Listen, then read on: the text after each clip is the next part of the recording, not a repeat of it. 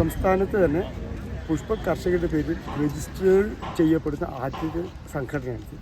ആദ്യത്തെ രജിസ്റ്റേർഡ് സംഘടനയാണ് KFFP. ഞങ്ങളുടെ കൂടെ ഇപ്പോൾ 150ഓളം കർഷകരുണ്ട്. അതിൽ 75% വനിതകളും വീട്ടമ്മമാരുമാണ്.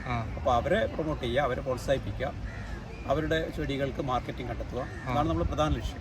തമിഴ്നാട്ടിൽ നിന്നൊക്കെ വരുന്ന പൂക്കളുടെ ഒരു വിപണി നമ്മൾ ഇവിടെ തന്നെ ഉണ്ടാക്കിയെടുക്കാനും നമുക്ക് അങ്ങനെയൊക്കെ പിന്നെ പ്ലാൻസ് ഉണ്ട്. നമ്മളെ പൈപ്പ് ലൈനിൽ ഒരുപാട് പദ്ധതികളുണ്ട്.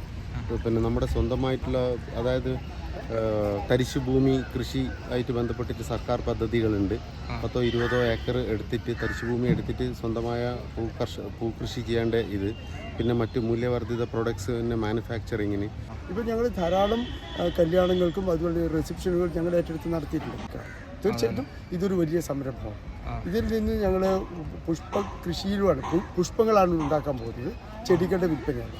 അതായത് പുഷ്പ വിപണനവും വ്യാപാരവും നടക്കണം.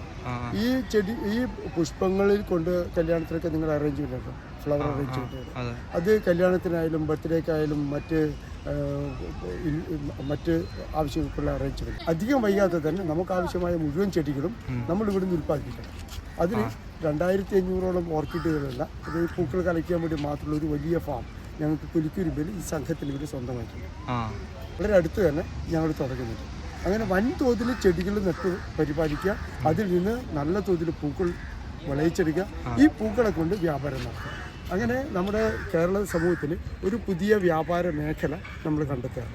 പ്രധാനമായിട്ടും പുഷ്പാലങ്കാരം, പൂന്തോട്ട നിർമ്മാണം, അതിലാണ് നമ്മുടെ ഇപ്പം നൽകി വരുന്ന സേവനങ്ങൾ. നമ്മുടെ Kannur flower farmers producer organisation, അതാണ് സംഘടനയുടെ പേര്.